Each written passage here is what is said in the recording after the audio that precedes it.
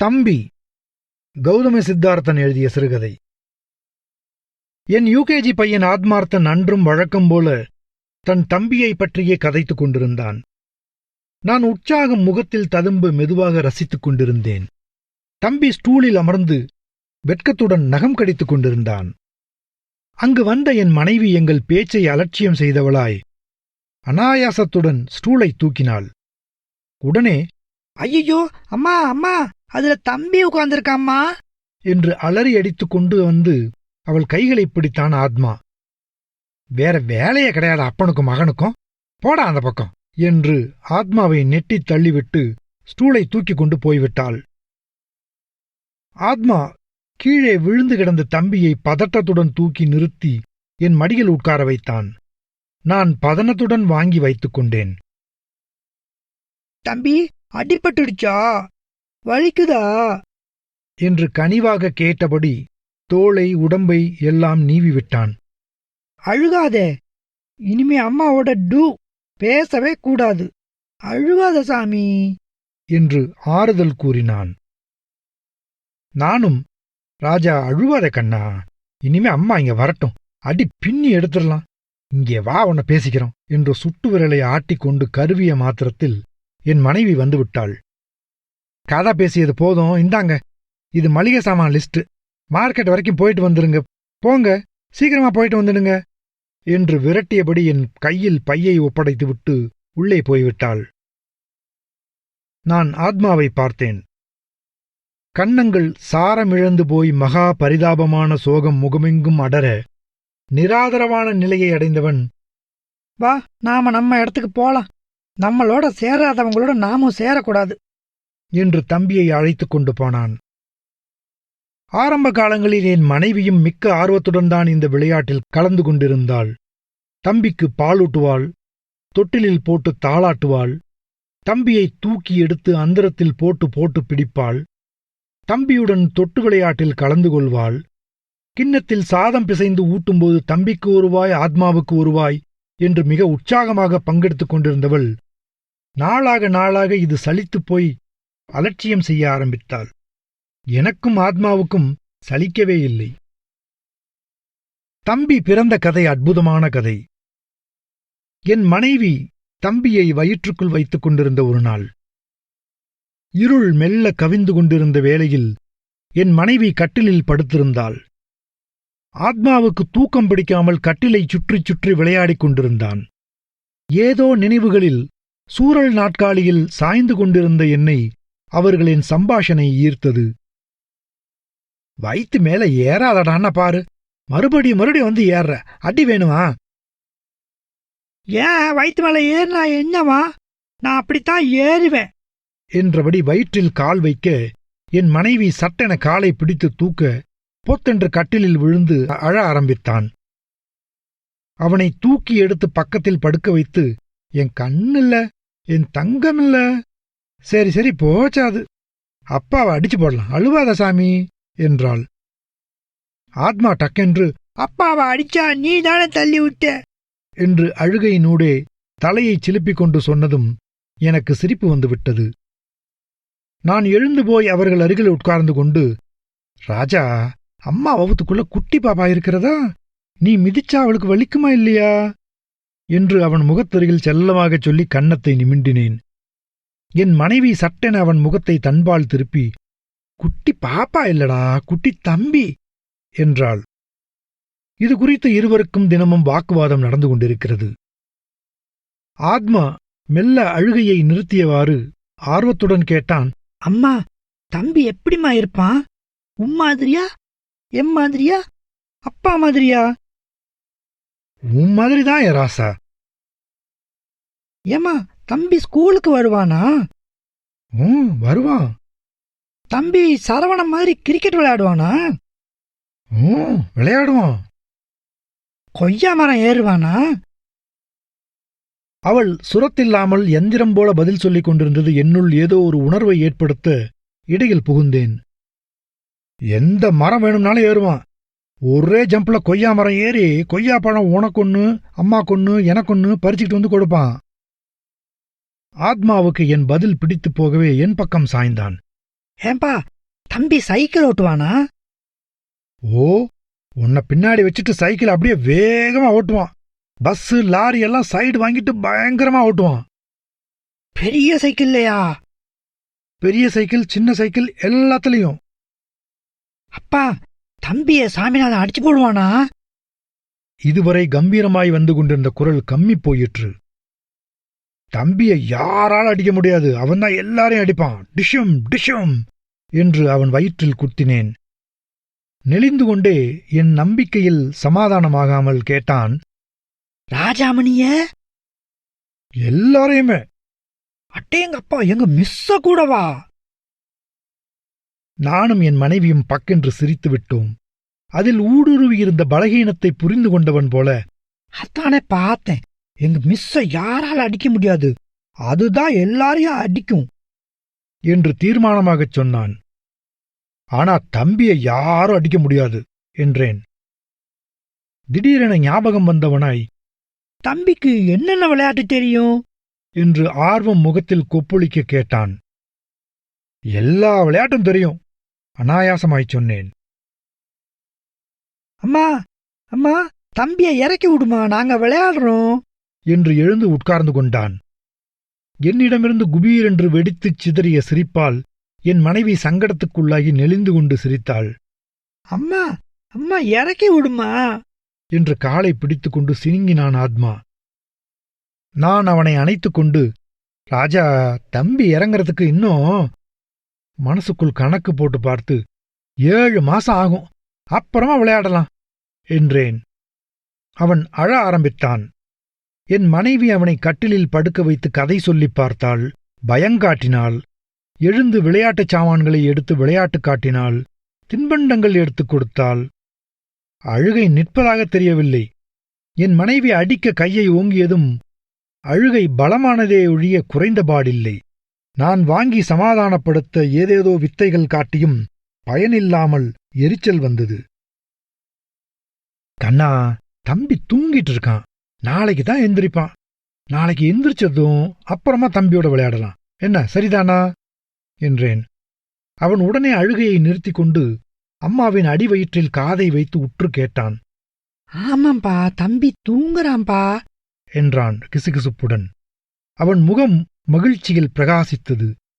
நான், பாத்தியா, தம்பியெல்லாம் தூங்குறான், நீயும் படுத்து தூங்குறாசா, எங்க கண்ணை மூடிட்டு தூங்கு பார்க்கலாம் என்று ஒருவாறாய் சமாதானப்படுத்தினேன். அவனுள் ஏமாற்றம் நிறைந்திருந்தாலும் மகிழ்ச்சி அதை மறைத்துவிட அம்மாவோடு படுத்து கண்களை மூடிக்கொண்டான். கையை தம்பியை அணைத்தவாறு தூங்கினான். அடுத்த நாள் சென்டிமெண்டாய் தம்பி இறங்கிவிட்டான். என் மனைவிக்கு கருச்சிதைவு ஆகிவிட்டது. அவள் காலையில் விஷயத்தை வருத்தத்துடன் தெரிவித்தபோது எனக்கு அதிர்ச்சியில் உடலெங்கும் அதிர்ந்தது. கனவுகள் கனவுகளாகவே போய்விட்ட துயரம் உள்ளமெங்கும் விரவி உஷ்ணத்தை பாய்ச்சியது. மனசு வறண்டு போய் சோகத்தின் துயர வலைக்குள் உழன்று கிடந்த நேரம் வந்து காலை கட்டிக்கொண்டான் ஆத்மா. அப்பா அப்பா, தம்பி எங்கப்பா? கண்களில் நீர் விசுக்கெனத் தழும்பி நின்றது. முகத்தை வேறு பக்கம் திருப்பி மறைத்துக் கொண்டு அவனைப் பார்த்தேன். அவனைப் பார்த்தால் தூங்கி எழுந்து வந்தவன் போல முகம் சோபை எழுந்து சோம்பல் முறித்துக் கொண்டு இல்லாமல் முகமெங்கும் ஆர்வத்தின் தேஜஸ் வழிந்து கிடக்க கைகால்களை துரு துருவென்று உற்சாகம் கலந்த பதற்றத்துடன் நின்றிருந்தான். என் மௌனம் அவன் பரபரப்பை அதிகப்படுத்தவே அம்மாவிடம் தாவினான். அம்மா அம்மா, தம்பிய இறக்கி விட்டியா? எங்கம்மா தம்பி? அவன் காலை கட்டிக்கொண்டு குதித்தான். என் மனைவியின் அழுகை ஆத்திரமாக மாறிற்று. போடா சனியனே, நீ வாய் வச்சதுலதான் இப்படி ஆயிடுச்சு என்று அவனை இழுத்து தள்ளிவிட்டாள். அவன் தடுமாறி விழுந்து திக்பிரமை பிடித்தவனாய் அழ ஆரம்பித்தான். ஏய், அவனை ஏண்டி அடிக்கிற? ஏதோ நடந்துடுச்சுன்னா அதுக்கு அவன் என்னடி பண்ணுவான்? நீ வாடா ராஜா என்று அவனை மார்போடு தழுவிக்கொண்டேன். அவன் அழுகையினூடே விக்கி விக்கி, அப்பா, தம்பி எங்கப்பா, நான் அவனோட விளையாடணும் என்றான். எனக்கு அழுகை உடைத்துக் கொண்டு வந்துவிடும் போலிருந்தது. ஏமாற்றத்தின் இடியை அந்த பிஞ்சு மனசு தாங்குமா? அவன் ஆசைகளை அடித்து நொறுக்கி துவம்சம் செய்ய விரும்பவில்லை. தம்பி விளையாட போயிருக்காம்பா, அவன் வந்ததும் நாம 3 பேரும் விளையாடுவோமா என்றேன். அதுதான் நான் செய்த பெரிய தப்பு. தம்பி விளையாடுற இடத்துக்கு என்னையும் கூட்டிப்போ என்று அழுகையை உச்சஸ்தாயிக்கு உயர்த்தினான். நானும் பேச்சை மாற்ற என்னென்னவோ தகிடு தத்தங்கள் செய்து பார்த்தேன். நான் அவனை கூட்டிக் கொண்டு வெளியே போனால் ஒழிய அழுகை நிற்பதாக தெரியவில்லை. "உன் பாடு, உங்க அப்பா பாடு" என்று அவள் சமையலறைக்கு போய்விட்டாள். நான் அவனை கூட்டிக் கொண்டு வெளியே கிளம்பும்போது என்னுள் ஒரு ஐடியா பளிரிட்டது. "இதா பாரு, தம்பி வந்துட்டான் பாரு" என்றேன் கண்களில் அற்புதம் விரிய. ஆத்மா ஆர்வமாக எங்கே எங்கே என்று கேட்டபடி சுற்றும் முற்றும் பார்த்தான். "இத பாரு, அட இங்க பாரு" என்று வெற்றுவெளியில் கைகளை துழாவி பையனை தூக்குவது போல பாவனை செய்து அந்தரத்தில் தூக்கிப் பிடித்து கொஞ்சினேன். "டேய் தம்பி, அதுக்குள்ள விளையாடிட்டு வந்துட்டியா? திருட்டு பயல, கிரிக்கெட் விளையாடினியா? இது என்னடா தரையெல்லாம் ஒரே மண்ணு புழுதி? ஃபு ஃபு" என்று காற்றை கூட்டி ஊதிவிட்டேன். "என்ன, சாமிநாதன் அடிச்சு போட்டியா? ஹா ஹா ஹா. ஆமா, ஆத்மாவை விட்டு நீ மட்டும் எப்படா விளையாட போன? பாரு, நீ விட்டு விளையாட போயிட்டேன்னு ஆத்மா அழுதுட்டு இருக்கான் பாரு. இனிமேல் அவனை விட்டு விளையாட போகாத" என்றபடி முகத்தில் பல்வேறு விதமான பாவனைகளுடன் கொஞ்சி, "எங்க அப்பாவுக்கு ஒரு முத்தம் கொடு, ஆத்மாவுக்கு" என்று அவன் பக்கம் திரும்ப அவன் வினோதமான ஆர்வத்துடன் முகத்தை நீட்டி முத்தத்தை பெற்றுக்கொண்டான். சரி சரி, 2 பேரும் போய் விளையாடுங்க. ஆத்மா, இந்த தம்பியை கூட்டிப்போ" என்று ஆத்மாவிடம் கொடுத்தேன். அவன் மெல்ல தயங்கிக் கொண்டு கைகளை நீட்டி விசித்திரமாக வாங்கிக் கொண்டான். பின்வந்த நாட்களில் தம்பியை அழைத்துக் கொண்டு ஸ்கூலுக்கு போனான். தம்பி பறித்து கொடுத்ததாக கொய்யாப்பழங்கள் கொண்டு வந்து கொடுத்தான். தம்பியை சின்ன சைக்கிளிலே வைத்துக்கொண்டு தெருமுழுக்கச் சுற்றினான். தம்பி வீணாக சண்டைக்கு போக மாட்டான் என்றும் வந்த சண்டையை விடமாட்டான் என்றும் தன்னோடு மல்லுக்கு நின்ற சாமிநாதனையும் மற்ற எதிராளிகளையும் அடித்து விரட்டிவிட்டதாகவும் பெருமை பிடிபடக் கூறினான். ஸ்கூலில் யாரும் தம்பியோடு சேருவதில்லை என்றும் தன் சகாக்களிடம் தம்பியை பற்றி கூறினால் கேலியும் கிண்டலும் செய்து சிரிக்கவே தம்பியை யாருக்கும் அறிமுகப்படுத்தாமல் தானும் தம்பியும் மட்டுமே விளையாடிக் கொள்வதாய் சொன்னான். தம்பியும் அவனும் வினோதமாய் பேசிக் கொள்வதைக் கண்டு என் மனைவி, "நீங்க கெட்டது போதாதா, பையனையும் பைத்தியக்காரனாக்கணுமா?" என்று சத்தம் போட்டாள். ஆத்மா அடம் பிடிக்காமல் சோறு தின்ன, பாடம் படிக்க தம்பி உபயோகப்பட்டதால் அவளும் சகித்துக் கொண்டாள். நாளாக நாளாக விசித்திரமான நிகழ்ச்சிகளையெல்லாம் கூற ஆரம்பித்தான். ஸ்கூலில் மிஸ் குருவி ஓவியம் எப்படி போடுவது என்ற கிளாஸ் எடுத்துக் கொண்டிருந்திருக்கிறாள். முதல் நிலையில் ந என்ற உயிர் மெய்யெழுத்தை போட வேண்டும். 2வது நிலையில் அதன் மூக்கை கூராக்கி செதுக்கி பின்பக்கம் வளைவு செய்து கழுத்து அமைக்க வேண்டும் என்று கொஞ்சம் கொஞ்சமாய் விரிவாக்கி கண், மூக்கு, இறக்கை, கால்கள் என்று 10வது நிலையில் ஒரு அழகான குருவி காட்சியளிக்கும். ஆனால் தம்பியோ முதல் நிலையில் போட்ட நாவே போதும் என்றும் அதை 10வது நிலை வரை நீட்ட வேண்டிய அவசியமில்லை என்றும் வாதாடியிருக்கிறான்.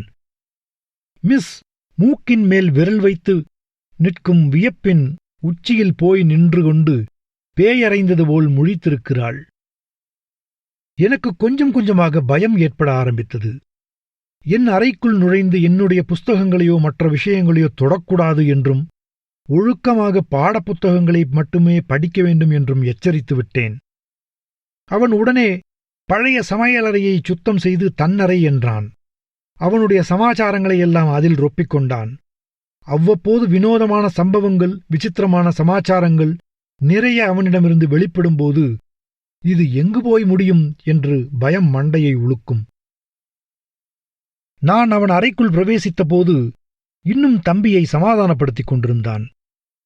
"ஆத்மா, மார்க்கெட் வரியா?" என்றேன். அவன் ஒன்றும் பேசாமல் முகத்தை திருப்பிக் கொண்டான். நான் பக்கத்தில் போய் அவன் முகத்தை திருப்பி கை விரல்களால் கேசத்தை கோதி தாஜா செய்தேன். "அட, அவ கிடக்கிறா, நாம மார்க்கெட் போலாம் வா. போய் ட்ரெஸ் சேஞ்ச் பண்ணிட்டு 2 பேரும் வாங்க, போங்க." தம்பியை சேர்த்து கொண்டதில் ஆத்மாவுக்கு ஒரே குஷி. இருப்பா, வந்துடுறோம் என்று வீட்டுக்குள் ஓடினான். அறையை பார்வை விட்டேன். சுவரில் ஆணியடித்து தோள் பை மாட்டப்பட்டிருந்தது. அதற்கு கீழே பாடப்புத்தகங்கள் அழகாக அடுக்கப்பட்டிருந்தன. அதன் ஓரத்தில் விளையாட்டுச் சாமான்கள். மூளையோரத்தில் சின்ன சைக்கிள் கம்பீரமாக நிறுத்தப்பட்டிருந்தது. வலது பக்க ஓரத்தில் களிமண் கொட்டியிருக்க, பக்கத்தில் இருந்த சின்ன பிளாஸ்டிக் டப்பாவில் இருந்த தண்ணீர் மரக்கலரில் இருந்தது. அதன் ஓரத்தில் சதுர வாக்கில் பலகையாக ஒரு கருங்கல். அதில் களிமண் படிந்திருக்க, அதன் அடியில் முடிந்தும் முடிக்காமலும் களிமண் பொம்மைகள் சிதறியிருந்தன. ஆத்மா வந்து சேர்ந்தான். அப்பா, போலாமா? ஆத்மா, பொம்மையெல்லாம் செய்வியா? எனக்கு காட்டவே இல்ல. இல்லப்பா, இதெல்லாம் தம்பி செஞ்சது. ஓ, சரி, எங்கே பார்க்கலாமே. பொம்மைகளை நோட்டம் விட்டுக்கொண்டே வந்தவன் ஒரு பொம்மை வித்தியாசமாகத் தெரியவே எடுத்துப் பார்த்தேன். ஆமா, இதென்ன பொம்மை? அது ஒத்தக்கண்ணு பிச்சைக்காரன். குச்சி குச்சியான 2 கால்கள், கால்களுக்கு மேல் ஒரு மனிதத் தலை. முகத்தில் தாடியும் மீசையும் கீறப்பட்டிருந்தது. ஒரு கண் இருந்த இடத்தில் வெறும் குழி. தலைப்பகுதியில் இருந்து 2 கைகள் குச்சிகளைப் போல முன்னால் நீட்டிக்கொண்டிருக்க, கைகளின் மணிக்கட்டுப் பகுதியிலிருந்து கமண்டலம்தானே அது முளைத்திருந்தது. ஆ! உடலெங்கும் புல்லரித்தது. பிரமித்துப் போனேன். ஓரிரு நிமிஷங்கள் வெறித்தபடி நின்றிருந்தவன், இந்த பொம்மைக்கு மட்டும் வயிறு மட்டும் வச்சிருந்தா அற்புதமா இருந்திருக்கும் என்றேன். அதுவா? அவன் கையில கலட்டி வச்சிருக்கானே, அதுதான் வயிறு. என் மண்டைக்குள் சம்மட்டி அடி விழுந்தது. அவனைப் பற்றி ஏதேதோ விவரிக்க முடியாத ரூபங்கள் மனமெங்கும் வியாபித்துத் திரிந்தன. Genius of the age. தினமும் இந்த பிச்சைக்காரனை ஸ்கூலுக்கு போறப்ப வரப்ப பாப்போம். வயிற்றுக்கு ஏதாச்சும் போடுங்க தர்மதோரம்மா. அவனோட பேச்சு வயிற்றையே கலட்டி கையில புடிச்சிருக்கிற மாதிரி தெரியும். எனக்கு உடனே அவனுடைய எல்லா பொம்மைகளையும் பார்க்க வேண்டும் போல ஆர்வம் பரபரத்தது. சம்மணமிட்டு நிலத்தில் உட்கார்ந்து கொண்டேன். அவனை தினம் ஸ்கூலுக்கு சுமந்து போகும் சைக்கிள் ரிக்ஷாவும் ரிக்ஷாக்காரனும், கிரிக்கெட் மட்டையுடன் ஒரு பையன், மாடுகள் இல்லாமல் அவிழ்த்துவிடப்பட்ட வண்டி, மிட்டாய் விற்கும் கூடைக்கார கிழவி, மனிதத் தலைகள், கைகள், வண்டிச் சக்கரங்கள். ஒரு மனித தலையை கையில் எடுத்து, இதுதான் தம்பி என்றான் ஆத்மா. முகம் முழு முழுவென்று உருண்டையாக, கொஞ்சம் கூர்மையான மூக்குடன் அகலமான நெற்றியை சிகை மறைக்காமல் மேலே தூக்கி சீவியிருந்தது. இதழ்களில் குறுநகை இழையோட ஒரு கம்பீரத்துடனான அலட்சியம் பொதிய அந்த தலை காட்சியளித்தது. என்னுள் இன்னும் ஏதேதோ விரிந்தது. அப்பா, அம்மா சத்தம் போடுறதுக்குள்ள போயிட்டு வந்துடலாம், வாப்பா. இருப்பினும் எனக்கு அந்த அறையை விட்டு வருவதற்கு மனசில்லை. துருவித் துருவி ஆராய்ந்தேன். எத்தனையோ அற்புதங்களை தன்னுள் அடக்கிக் கொண்டு அமைதியாக இருப்பது போல் பட்டது. அப்பா, போலாமா என்று கையை பிடித்து இழுத்தான் ஆத்மா. போகும் வழியில் ஆத்மாவுடன் எதுவும் பேசவில்லை. அவனும் தம்பியும் உரையாடிக் கொண்டு வந்தார்கள். எனக்குள் அவனைப் பற்றிய சூட்சும ரூபங்கள் தனக்குள் பயங்கரத்தை புதைத்துக் கொண்டு பிரம்மாண்டமாய் விரிந்து படர்ந்தன. அவனை நினைத்து பெருமைப்படுவதா அல்லது கவலை கொள்வதா என்று விளங்காமல் உள்ளுக்குள் ஒரு போராட்டம் நிகழ்ந்து கொண்டிருந்தது. ஆயாசத்துடன் நீண்டதொரு பெருமூச்சு கிளம்ப, அதிலிருந்து மீண்டபோது வேறொரு பயம் சேர்ந்து கொண்டது. இவன் ஸ்கூல் வாழ்க்கை எப்படி இருக்கிறது? ஆத்மா, நேத்திக்கு உங்க மிஸ் என்ன பாடம் நடத்தினாங்க? தெரியலப்பா, நான் ஸ்கூல் போய் 1 வாரம் ஆகுது. சாட்டையின் நீண்ட நாவுகள் உடம்பெங்கும் சொடுக்கி எடுத்தன. ரோட்டில் ஸ்தம்பித்துப் போய் நின்றுவிட்டேன்.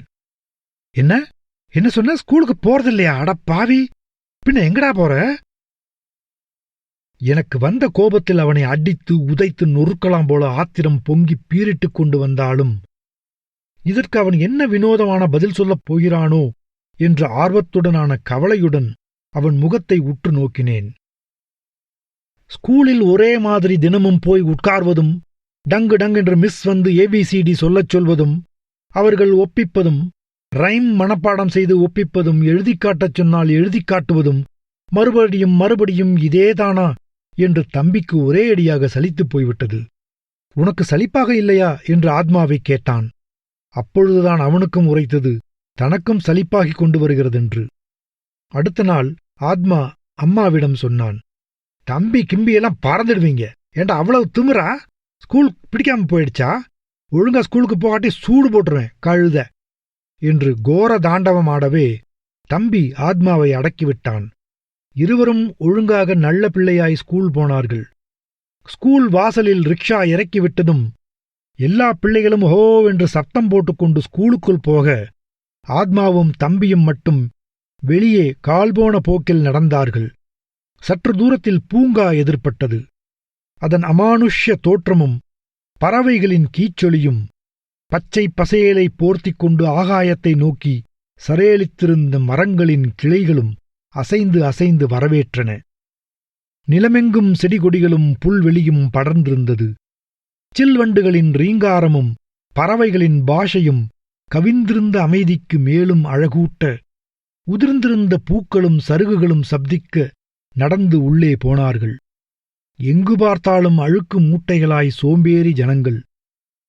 அந்த இடத்தின் அற்புதத்தை ரசிக்காமல் அழகியல் உணர்ச்சியே இல்லாத ஜடங்கள் போல படுத்து தூங்கிக் கொண்டிருந்தார்கள்.